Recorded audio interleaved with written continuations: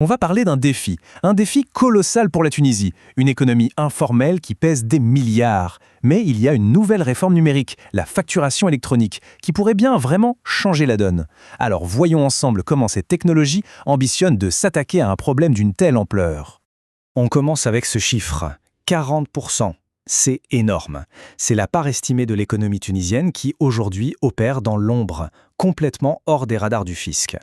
Ce n'est pas juste un petit manque à gagner, non. On parle d'un pan entier de l'activité nationale qui échappe complètement aux règles communes. La question se pose, forcément, face à un phénomène aussi vaste, aussi profondément ancré, que peut faire un État ?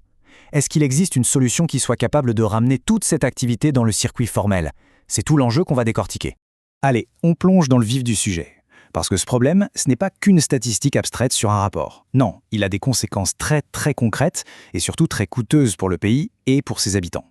Et là, les chiffres donnent le vertige.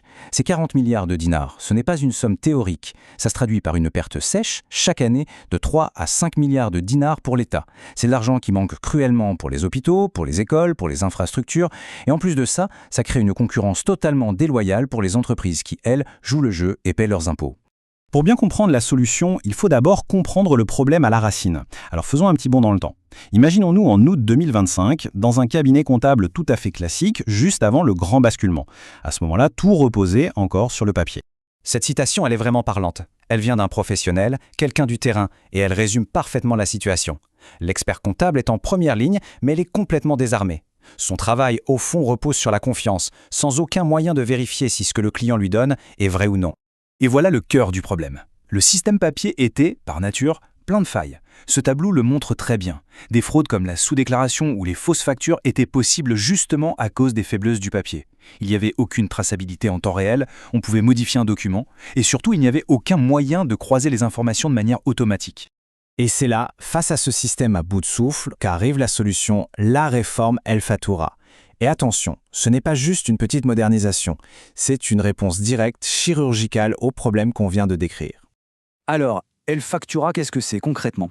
Eh bien, c'est un système où chaque facture, absolument chaque facture émise par une entreprise, doit obligatoirement passer par une plateforme centrale gérée par l'État. Donc, fini les factures papier qui se baladent sans aucun contrôle, désormais, chaque transaction laisse une trace numérique.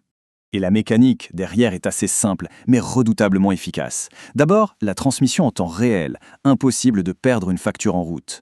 Ensuite, la signature électronique, elle rend le document infalsifiable. Et enfin, le point clé, le recoupement automatisé. Le système compare ce que le vendeur déclare et ce que l'acheteur déclare. Et s'il y a une différence, l'alerte est immédiate. C'est une révolution pour la transparence. Quand on met les deux systèmes côte à côte, c'est le jour et la nuit.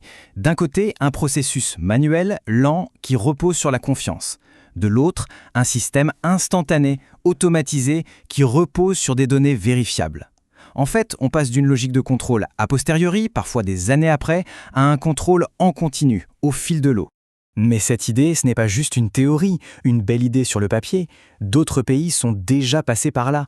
Et pour se faire une idée de ce que l'avenir pourrait réserver à la Tunisie, il suffit de regarder ce qui s'est passé en Italie. C'est un véritable cas d'école.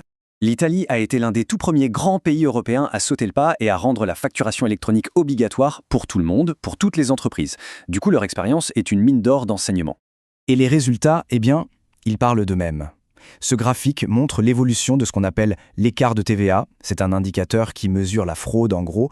Avant la réforme, il était de 26%. Après, il est tombé à moins de 20%. Cette baisse, elle peut paraître abstraite, mais elle représente des milliards d'euros de recettes fiscales que l'État italien a pu récupérer chaque année. Alors, comment ont-ils réussi ce tour de force ? Ce n'est pas de la magie. Leur succès repose sur des piliers très solides.